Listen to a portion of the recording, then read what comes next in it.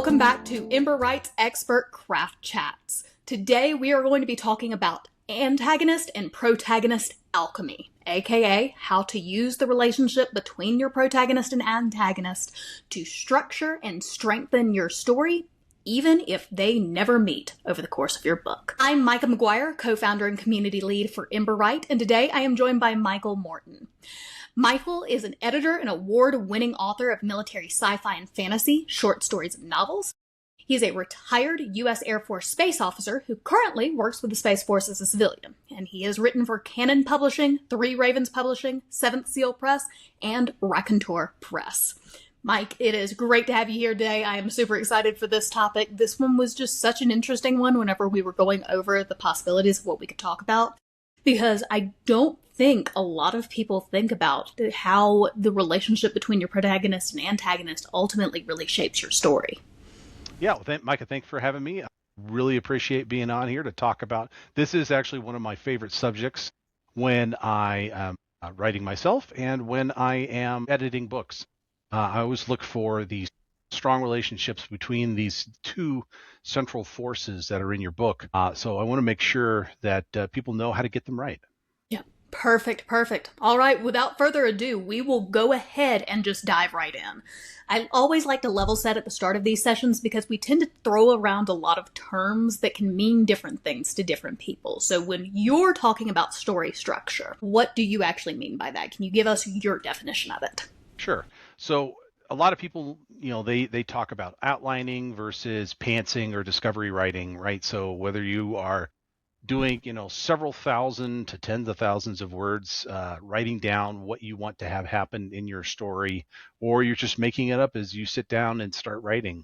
That is the what is going in your story, the scenes, right? The emotions. Story structure is very similar to when you build a house and you put up that internal framework, the walls and the 2x4s and other parts that go inside, right? Everything is built around those, and your structure is the how. How is my story going to play out? What's going to happen in the different acts? How do I order things so that my outcome is what I want it to be? And it can work with both discovery and outlining, because again, those are the what that you want to have happen. But the structure gives you a how. It gives you a framework for things that are going to happen in your story so that you've covered what needs to be covered. Okay, fantastic. So in that case, I guess I will go ahead and start with the obvious question here. Where do you start and when do you start with developing this? I know you mentioned that basically story structure can work for both the pantsers and the plotters as well. So where do you see this as being the best fit for when you should be considering story structure? Well, ideally, you would do it before you started writing. Again, right, you wouldn't build a house without building the framework first. Now, you don't necessarily have to maybe build all of the framework. Let's say you know how you want your story to begin and how you want your story to end. Yep. Right? You've got a great opening scene and you've got the climax in mind. Okay, So we lay those down in this inside a structure, and who knows, maybe that gives you an idea of how then are the next steps, especially if you have an established structure that you understand the flow. But ideally, yes, you would start before you started writing so that you know what pieces go where as you start laying it down on your screen or on paper if you're still using pen and paper. Yeah. So with that, is it something that the story comes first, the characters come first? Is it all dependent on the individual writer? I guess, where do you start with that framework? So personally, I believe a structure starts with what has been called by some experts the central question. Okay. Right? The central question is what's going to happen, right? What is the evolution of all the things that are going to happen in your book that at the very end of the story is answered yes or no, right? Is the hero going to kill the dragon?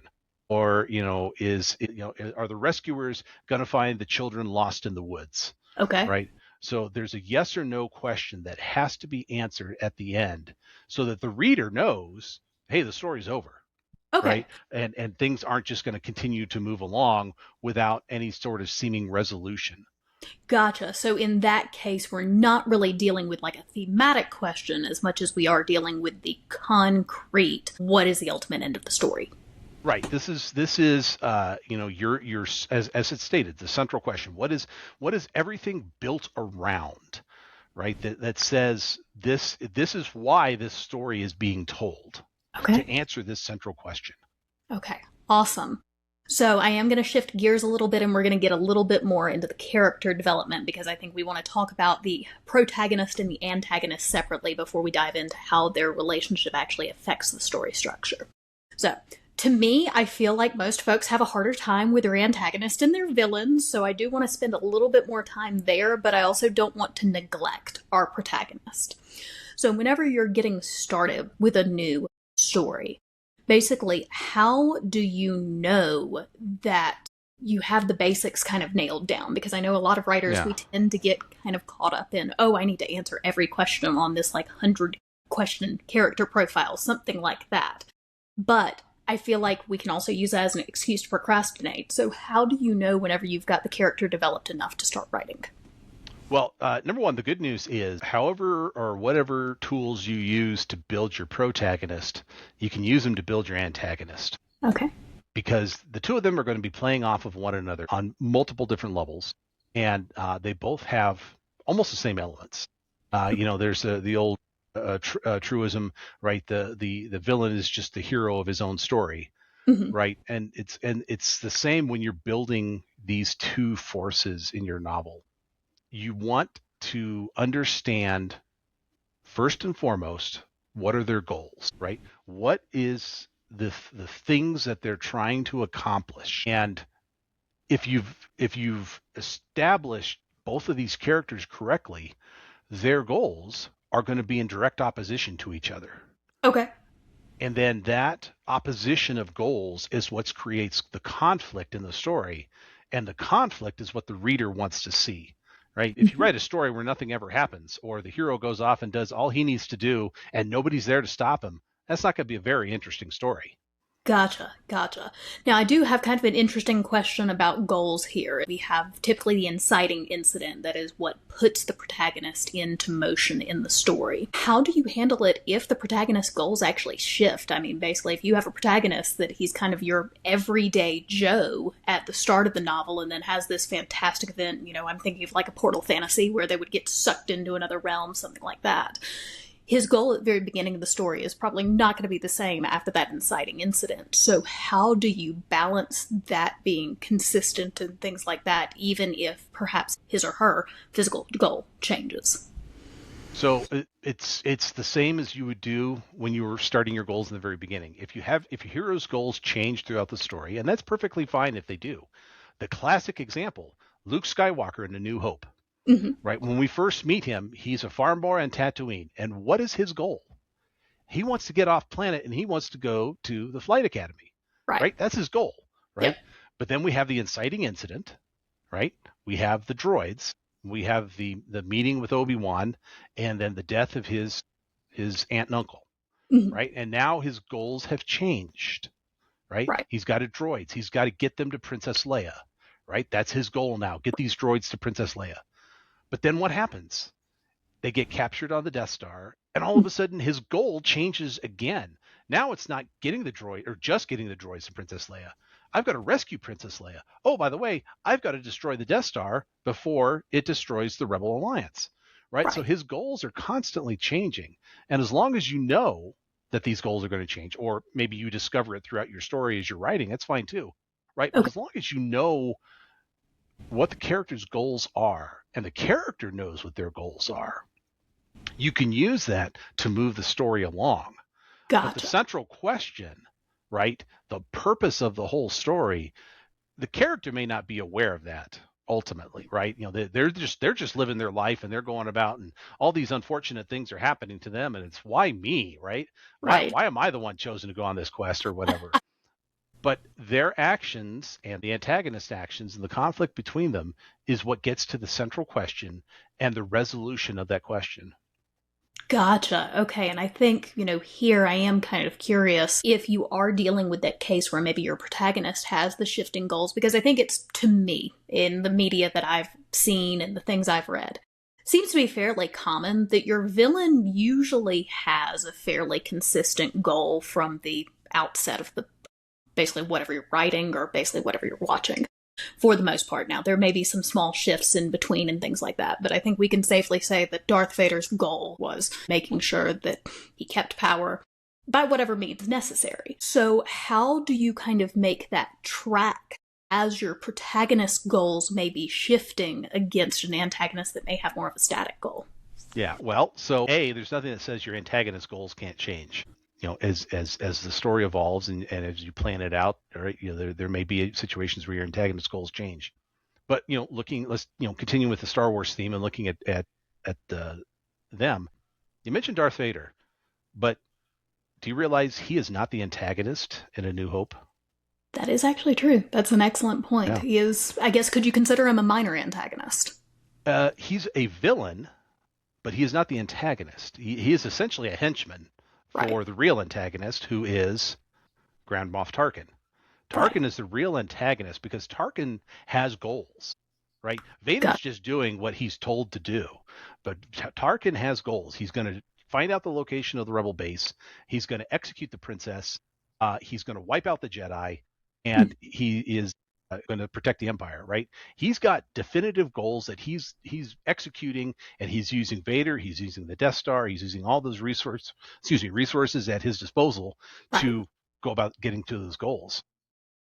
It's one of those things where you have to know what those goals are. If Tarkin was vacillating, or if he was unsure of what he wanted to do, he wouldn't be as good of antagonist. He certainly wouldn't be as intriguing a villain as he was in the movie. And by the same token, the goals that he has laid out are in direct opposition to the ultimate goals of Luke Skywalker, right?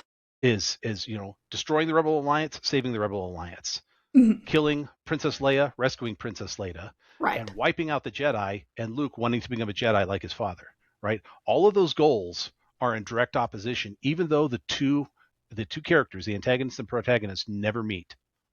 Okay, and I think that's a super interesting one that I do want to kind of tackle here, because I think in fantasy and sci-fi media especially, you typically don't have the protagonist and antagonist meeting sometimes at all, or sometimes not until like the final showdown at the climax of the book. And I know for a lot of writers, it is difficult to kind of keep up that tension between the two sometimes, because if you're dealing with this kind of faceless force that your protagonist is up against that isn't going to have a face until towards the end of the book, how do you kind of handle that? So what is your advice for kind of navigating that if you have a story that you're going, hey, I don't think my, protagonist and antagonist are going to meet till the end, or they may not meet at all?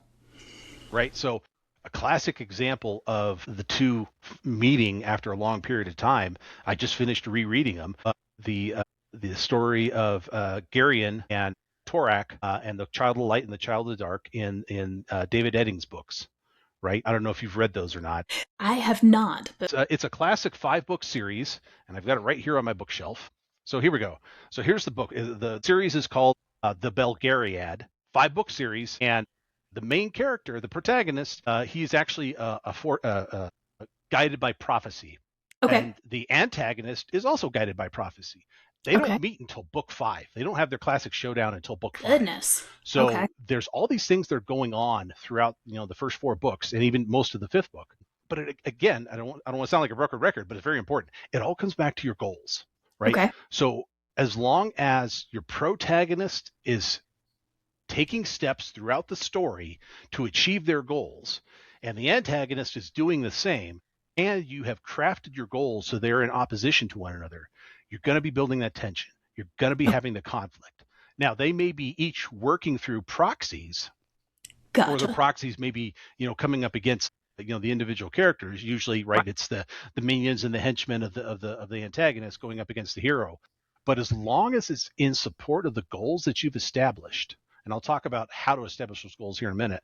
As long as it's those goals, the reader knows what the goals are and can follow along in the story and understands, yes, all of this has to happen in order for the two to finally meet, then you're pulling the reader through the story with the classic, a carrot on a string, right? Or whatever analogy you want to use, right?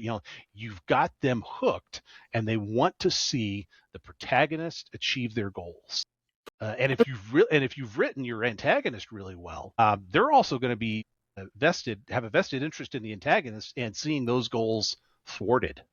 It's really interesting to me that we have a series here that they don't meet until book 5. Let's maybe take a rewind to book 1 in that case. What are the kinds of things that the author does to kind of show the influence of the antagonist? Because I know sometimes concrete examples can be super helpful in these cases. Yeah, so throughout the 5 books of the Belgariad, and then he wrote a second series called the Balorian, which is also 5 books.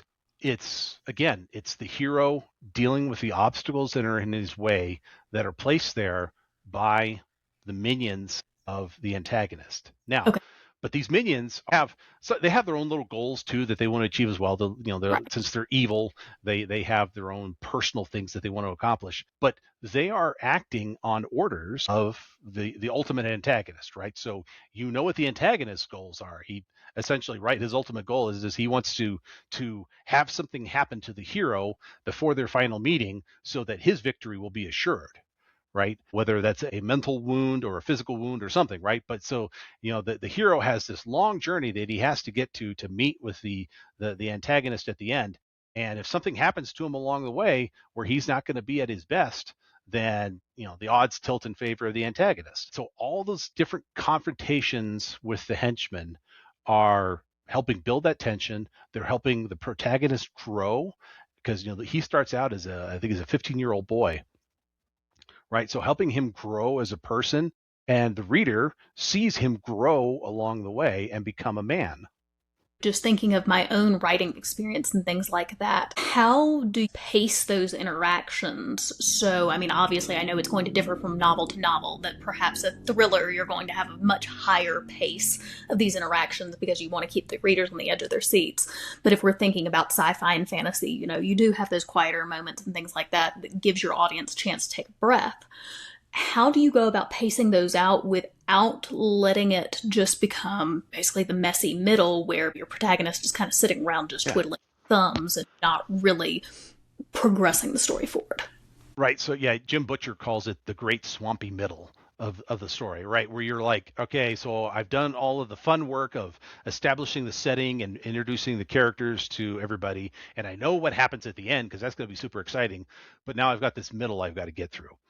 And that's where structure helps you out. Because if you've established your structure, let's say you're using the classic 3-act structure, then if you set it down ahead of time, what needs to happen in each of the different acts. Okay? And if you establish your goals ahead of time for both the protag and the antag, then where the conflict is between those.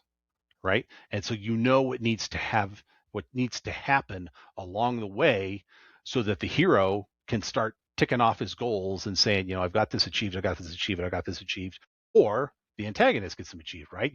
Sometimes you build tension, right? You got to have those downbeats for the hero where things are not going their way so that you can have the upbeats that everyone appreciates a lot more. Right.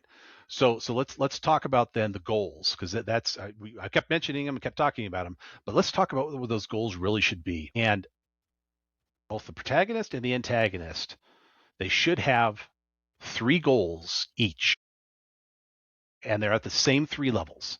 So the first level, this is the goal that everyone can relate to. The reader can relate to it. All the people in the story can relate to it. Sometimes it's called a physical goal, or it's called the encompassing goal.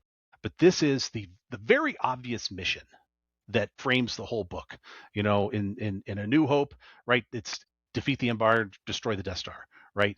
In this first book, Garion, he's got to survive the first introductions with the minions of the Torak, the Dark God.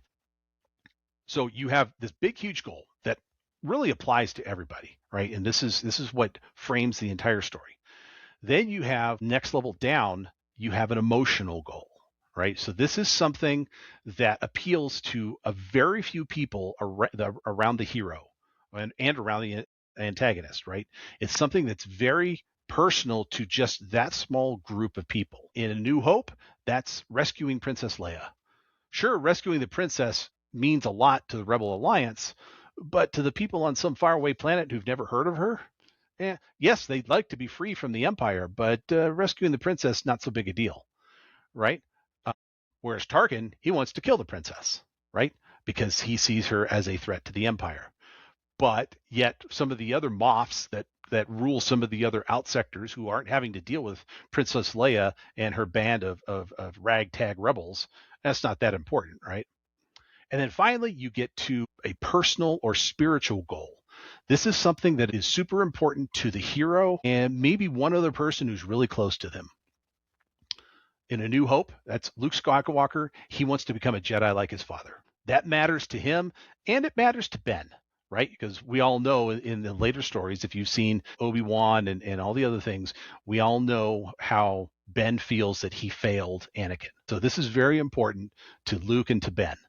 Whereas conversely, Tarkin, he is a firm believer in technology. He's got this big, huge, shiny battle station that's been built that is at his command. He can destroy planets. The Force is no longer relevant, right? What he tell Vader, you are all that remains of their order. We've crushed everyone else out, right? And so Tarkin doesn't believe in the Force. He thinks it's gone, it's irrelevant. So now you've got those two balancing personal factors. Okay, and I think that's a super interesting way to look at it because I think whenever we talk goals, I have always struggled because I end up developing the personal goal for the protagonist first, and I can kind of connect that out to like the larger conflict or things like that sometimes, but it doesn't always feel like it's a nice, neat connection there. So I think that's a really great way of breaking it down, and I like that you do have that kind of mid-level with the emotional goal that you consider it just mattering to a small group, because I think that too kind of fills in a gap. And I think this is something that if you are a writer that struggles with goals, this is probably a good solution for that. If you understand what these goals are for both characters, and more importantly, the characters understand what their goals are, Right. right? And the third phase is again, putting those goals in opposition. Right. It doesn't help your story if the goals are not in opposition. So yes, you may have to adjust some of your thinking about how the story is going to come out or what are the motivations behind the bad guy or the good guy or whatever, but you got to have that conflict because that helps you avoid slogging through that great swampy middle with nothing happening, right? Whereas if you have conflict and you have both characters fully committed to achieving their goals, you're going to have that conflict and you're not going to have a boring middle.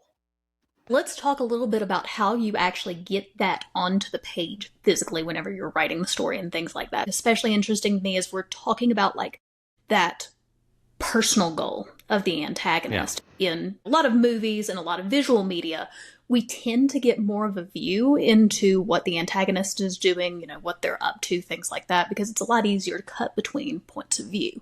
I think in written media, it's a little bit more difficult in those cases. So obviously very easy to get your protagonist's personal goal onto the page because you're going to be in their head or over their shoulder to some extent throughout the entire story. So very easy to sit there and say, okay, I can see where their goal is from this perspective. If you're dealing with a scenario where you're not really having that point of view time with your antagonist, and if they don't meet in the book, how do you start getting those goals on the page for the antagonist if we're talking about the smaller ones? Yeah, so I mean, that's super important if you're writing a first-person POV story. Right? So all you know is the point of view of your protagonist. And the only thing you know about the antagonist is what your character sees or experiences. And so that's why it's important to know ahead of time what those antagonist goals are, because then that has to come out on the page in view of or experienced by your POV character. Right. Okay. So that's, again, where it becomes super important to know what your goals are. You have to know what you're going to show the reader. And the only way that you're going to show the reader is what's on the page. If it's a first person, limited third person, right, they only know what they see or experience. Okay. So it's going to have to come out in the things that they're doing. Let's say your villain, he wants to take over the stock market, right? He's going to make a ton of money, and he's going to corner the market on certain things, right? So as the hero goes through and he's finding clues and hints, he finds that there's a way to get root level access to the computer systems in the New York Stock Exchange, right? Okay. And then he finds there are certain stocks that are important to the bad guys that he's after. So Okay. he can start putting two and two together to say, this guy's going to try and corner the stock market on these things. We got to stop him. That's things that you can lay out there. If you know what the villain's goals are, you can put them in front of the character so that both your hero and your reader are picking up on them and saying, oh yeah, I'm putting the pieces together. I'm seeing what he's going to do. And I know, obviously, kind of at that higher level, whenever we're talking about the physical goal of the story, and whenever, to a certain extent, we're also even talking about the emotional goals of each, the protagonist and the antagonist, that those things do have to be in direct opposition from each other, because, again, that's how you generate conflict. If we're talking about that small goal with that personal goal, do those always have to be in direct opposition for each other? Is that just good form if they are? Or can you have maybe, the protagonist is trying to recover from something they experienced in the past, and perhaps the antagonist, in a way, is trying to recover from something else that happened in their past? Yeah, I mean, you could theoretically have a case. Let's say you have a Dark Lord in a fantasy setting who became that way because of something that happened in his childhood that he wants to, let's say he wants to go back in time and prevent that from happening. So the hero probably doesn't care. So let's say the Dark Lord, he needs a special, we'll borrow from the Marvel Cinematic Universe, he needs a special stone that allows him to go back in time by adjusting it. But the hero needs that stone for something else. So both of them need the stone. And let's say the hero wants to go back in time to prevent his mother from dying or something like that, right? And the stone can only be used one time. That's a stricture that you lay down. Okay, so now you got a mutually exclusive situation, which is the best way to have your goals, right? That the two of them cannot exist at the same time. So somebody is going to get that stone.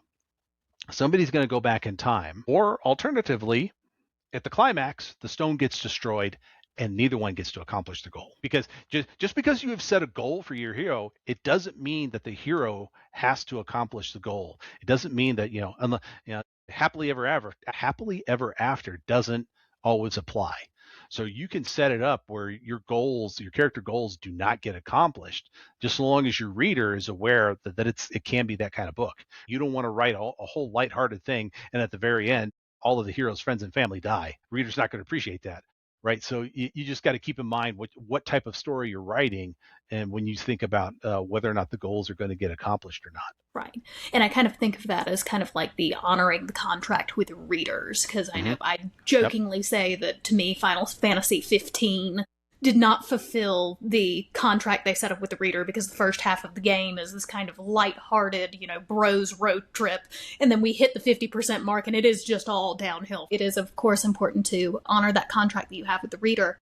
I'm thinking about how this ties back to the shifting goals. If we're going to, let's go off of that Dark Lord with the stone example, and let's talk about maybe the protagonist wants to go back in time to, I don't know, save his best friend, something like that. And the stone gets destroyed. What happens if you have a shifting goal there where the protagonist actually realizes, hey, I didn't need to go back because perhaps they're introduced to new information that maybe the best friend would have been conscripted by the Dark Lord and faced a far worse fate, something like that. How do you kind of handle that if you have those shifting goals and maybe the original goal isn't fulfilled, but maybe a new goal is fulfilled? Well, again, it's going to come back to, what do you want to have happen in your story, right? Okay. Understanding what the ultimate goals are, right? We talked about, the character can have one set of goals at the beginning of the story, but you as the author know that those goals are going to change when an inciting incident happens, or when, the villain does something to accomplish their goals that affects the protagonist's goals. Right. So as long as you understand that and you communicate that to the reader, that this is a change now in the goals. Let's say Luke Skywalker went off on a different tangent. I'm going to avenge my aunt and uncle. Then you're probably not going to become a Jedi, because that's what happened to Anakin.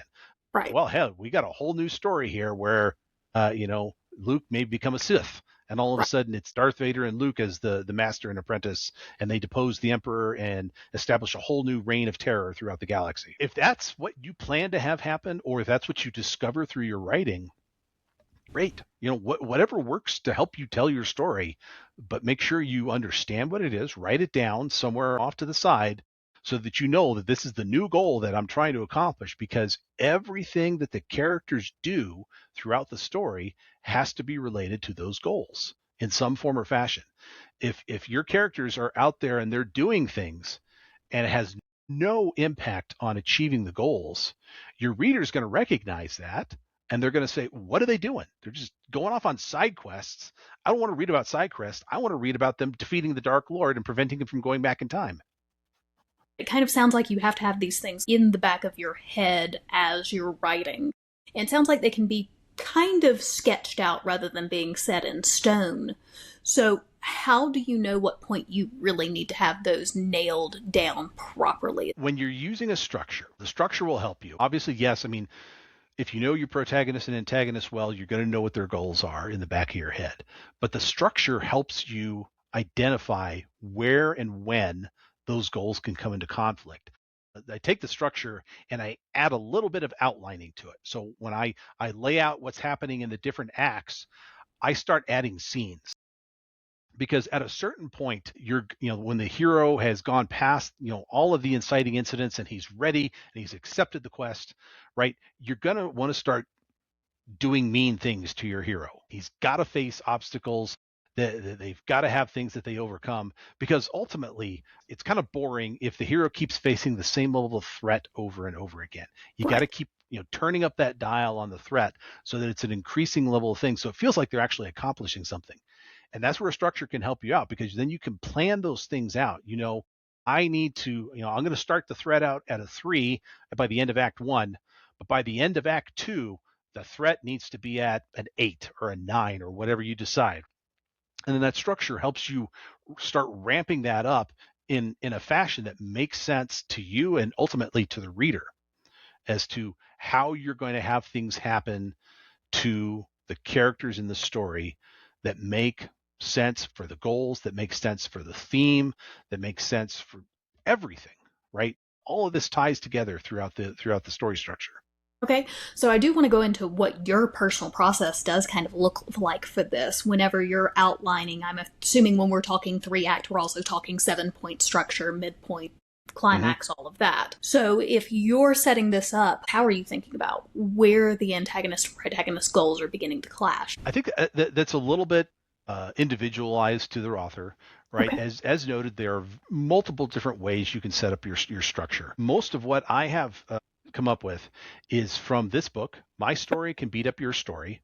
Jeffrey Allen Schechter, he's a screenwriter, and this book is written for screenwriters, but you can adapt that to a novel real easy. And you can see how thin this book is. It is not a slog to read through. Schechter is a great writer, and he takes things through pretty easy. And he essentially establishes a structure within the book, right? That I took that and I put it into a Word document, and I made it a template, right? So when I'm ready to write a story, I take that template out and I start answering the questions like, who is my hero? What are they trying to accomplish? Who's trying to stop them? And what happens if the hero is stopped or fails, right? I start writing down what are the goals for the hero and the antagonist. And then who are the side characters that are supporting the hero?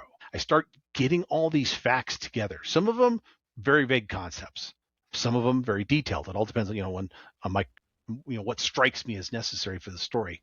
And then I dive into the structure, and the structure has plot points that go along with it. For example, when you're in Act 1, right, you're going to meet the hero. You're going to see what the hero is about. What are his flaws? You're going to start getting introduced to what are his goals? What does he want to accomplish, right? You're going to start meeting up with the villain and the same things. It's not quite a mirrored process, but you certainly want to, by about chapter 3-ish, your reader should know who your hero is and who should know who your villain or antagonist is. And as noted before, your antagonist is definitely a villain, but a villain isn't always the antagonist. Okay. But by the time you get to the end of Act 1 in this 3-act structure, the central question should be stated unequivocally to the reader. The reader should know what's at stake here. What is happening? What is the hero trying to do? Who's trying to stop them? And what happens if they fail? Okay. Because you've done all that build-up work to Act 1. Okay. So now you move into Act 2, right? And everything now that's happening in Act 2, you're pulling from that central question. You know, as the writer, I've got to do these things. I've got to answer these questions for the reader, and I've got to show these goal accomplishments or failures to the reader. And that starts helping you what Schechter calls yes-no reversals. So as you go through Act 2, you're going to write a series of yes-no things that's going to happen. Yes, the hero does this. No, this happens because of something they didn't anticipate or whatever, right? So it's that up and down story beat that you're going through. And each yes-no leads to the next yes-no. And so it helps you set that structure and get through that swampy middle by saying, these are the up and down beats that the character is going to experience as they go through. And they're all tied back to that central question. They're all tied back to the character goals.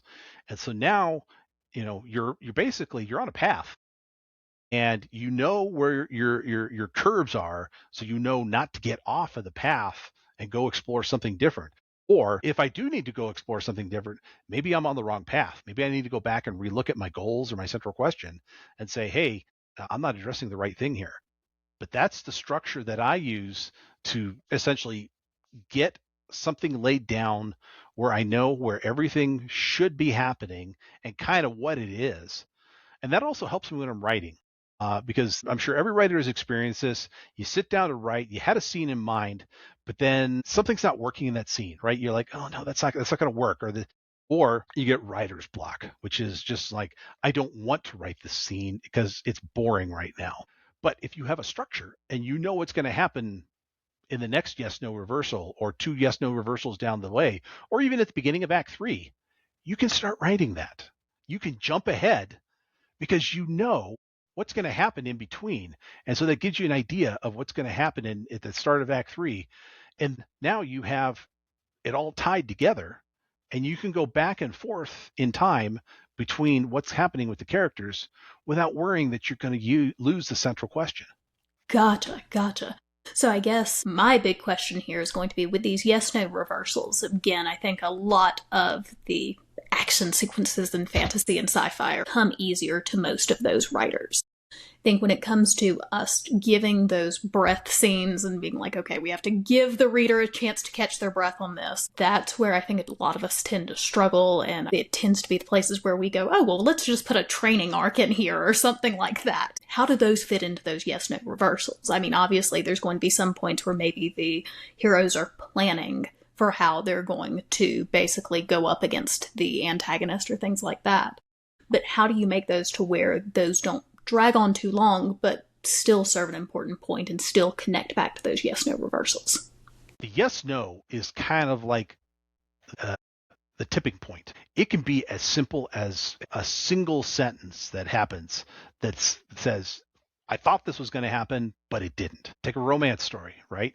The heroine thinks that she's finally going to get to go on a date with her crush, and she gets a text from him.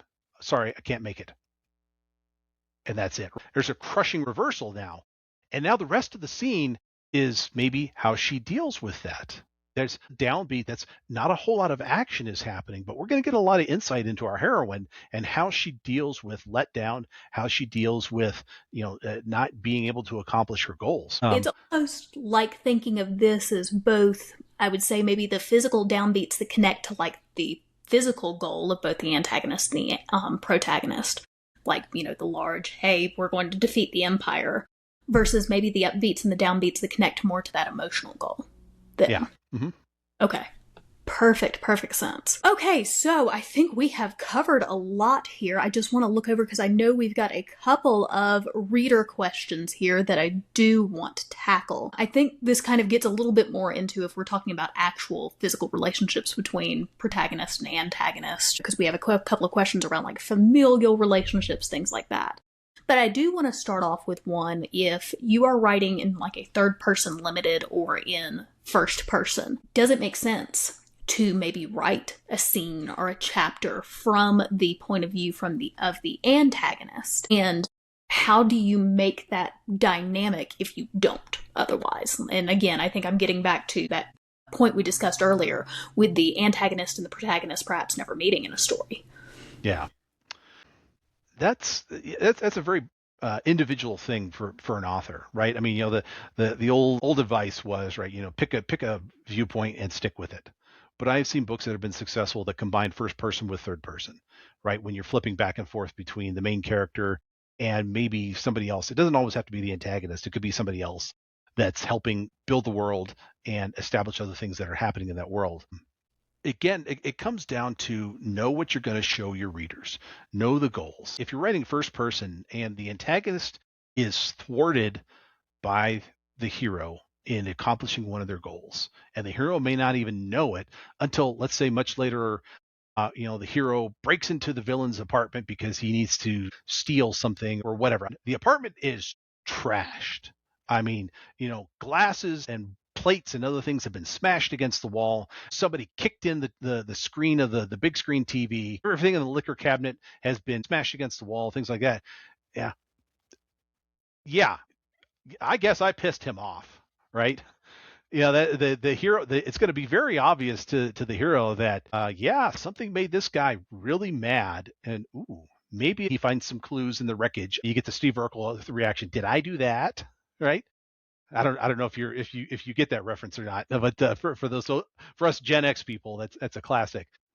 But again, it doesn't always have to be the villain or the hero doing an info dump about this is what I need to accomplish. It's Right. always great to be able to show the reader the results of those actions and let the reader deduce, oh yeah, he would be kind of pissed at that. And what happens if you actually have a actual relationship between the protagonist and the antagonist? In this case, our audience member has cousins that are the protagonist and antagonist. And I guess getting into reluctant antagonist, because I think this is something that we don't see a whole lot of typically, where the antagonist is the hero of their own story, but I think in a lot of cases it's kind of a more cut and dried.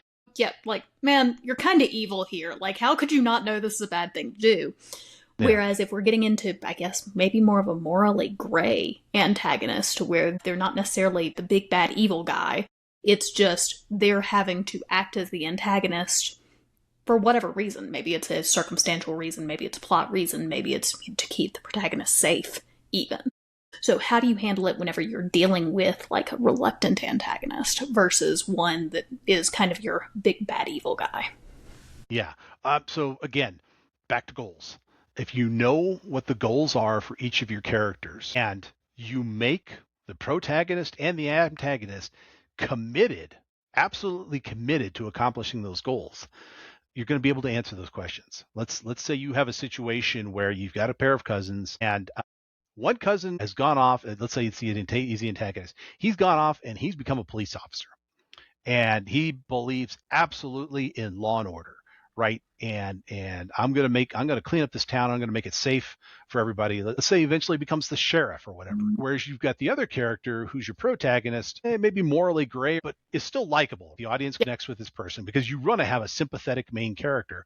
And then the inciting incident is the sheriff arrests the mother of the protagonist because who knows, maybe she was drunk driving or something. I don't know, right? There was a valid reason for him to arrest her.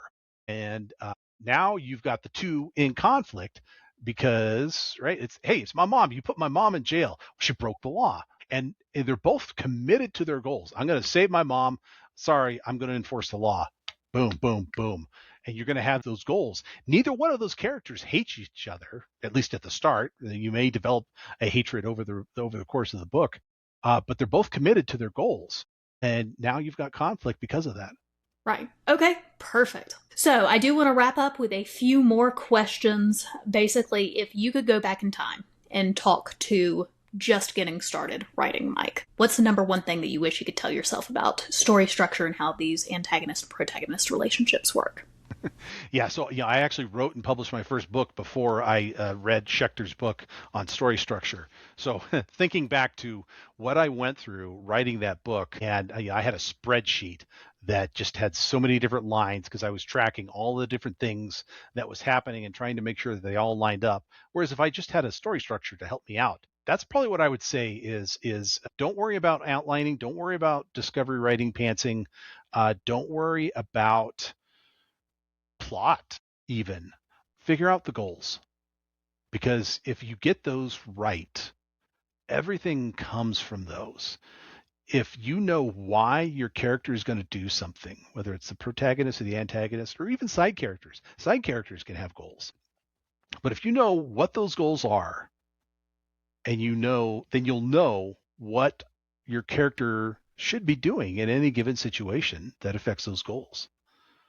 And it makes it a lot easier to write those scenes because you know how this person is going to react. And if they act against their nature, then you know what's at stake for doing that. If the police officer from the previous scene acts against his nature and no longer is going to enforce the law, he's going to make an exception for a family member. Do I even deserve to wear the badge anymore? It becomes a very personal question to that character. Yeah. Opens up probably a whole new set of goals on that personal emotional front. Yeah. Fabulous, fabulous advice. Okay, your top 3 stories, pieces of media, it can be anything, movies, video, books, as far as having amazing antagonist-protagonist relationships there. First one I would say is, have you heard of the Gentleman Bastard series? I have heard of it, have not read it myself yet. Yeah. So Scott Lynch has the Gentleman Bastards. First book, Lies of Locke Lamora. Locke Lamora being the main character. Gang of Thieves. This book is the best of the series because the relationship between Locke and his antagonist, who is trying to take over the criminal underground of the city that Locke lives in, is just fantastic. You don't find out what the bad guy's goals are until Locke discovers what they are. So part of the book is Locke trying to figure out, why is this guy doing all these things that he's doing? It doesn't make sense from a criminal perspective, but when you find out what his actual goals are, and I won't ruin the book for anybody who hasn't read it, then all of a sudden all of those actions make sense because you're looking at it from a new perspective. Great example for folks who are looking for understanding that the protagonist and the antagonist don't necessarily meet. Sounds like we've got maybe some shifting goals or some finding out of some shifting goals. So all of that gray area we've talked about sounds like it's been covered in that book. It's an exercise in, again, you don't get inside the head of the antagonist. He doesn't actually talk to the main characters until about halfway through the book.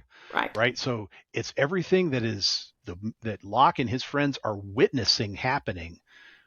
Same time as the reader, you're on that journey with Locke and you're seeing those things at the same time. You're living that story with him. Okay, fantastic. All right, other 2 recommendations? Yeah. Let's see here. I'm pulling from my bookshelf because I love to do that. All right. So this is an old one. Dragon Prince by Melanie Ron. And she actually wrote a total, I think, of, I want to say 9 books in this world. There's actually 2 main characters, the prince and the woman who will become the princess. And very strong statement at the beginning of what each of their goals are. But the prince's stated goals, publicly stated goals, are not his actual goals.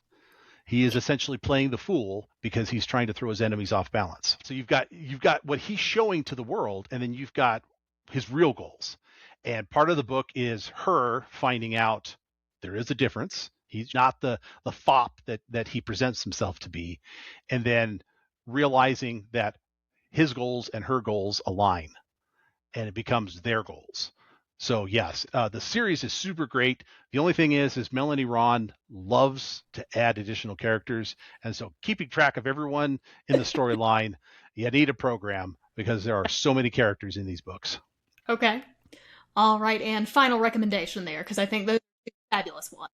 Yeah, Tanya Huff. her Confederation of Valor series, which is, I want to say 6 books total.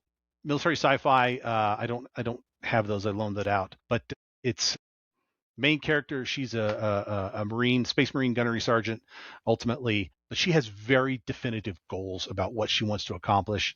She's super committed to those goals, but they shift over the course of the first 3 books because of the things that she's experienced along the way that shake her core beliefs to their foundations. And so the character that she is at the end of the 3rd book is not the same character that she is at the beginning of the 1st book. Okay. Fabulous. Okay. I think those will be great ones for anyone who is trying to kind of understand what we're talking about here when it talks about, the shifting goals, the relationship between the protagonist and the antagonist. I think I am probably going to pick up Lies of Locke Lamora myself, because that sounds exactly like the kind of thing I need to understand that this all plays out and how this plays out when it's done well. Last question of the day. Where can our listeners find out more about you and your writing? Yep. So all of my books are available on Amazon. So you can look me up as Michael Morton. I primarily do most of my social media on Facebook. So okay. I'm there both as my personal profile and my writing profile, active with Raconteur Press and their pages, with Canon Publishing and their group page, which is called The Command Post. Active in, if you are interested in learning about the craft of writing, there is a conference here in Colorado Springs. It's called Superstars Writing Seminar. It takes place every February, and it is a 2-day seminar with an additional craft day that is devoted to how to be a better writer, how to understand the industry, and it covers multiple tracks from, again, how to write, how to effectively market your stuff, what are the legal implications, what are the financial and tax implications. So I've been going now for 4 years, and I still haven't covered all the topics. So highly recommend coming here to improve your writing ability and understand more about the industry. Yeah, we actually sponsored this year, and it was fabulous. We're absolutely going to be back, and I am super excited for next year too, because it was just a fantastic conference. And if you're looking for a conference that maybe you don't feel like you're ready for like the super business focused, like indie conferences, I know some of them are out there that are super hyper business focused.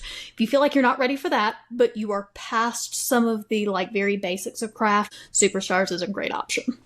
Yeah, so. And it's a community. I mean, everyone talks about it being a tribe. They have so many different spin-off Facebook pages, Facebook groups of people who have met at Superstars over the years and have formed lasting friendships. Yep. So it is a place where you can come and learn and feel comfortable, because as Michael said, it is not high stress. Well, awesome, Michael. Thank you so much. This has been a fantastic discussion, and we look forward to seeing you at our next craft chat. Thank you so much. Thank you very much for the invite. I appreciate it.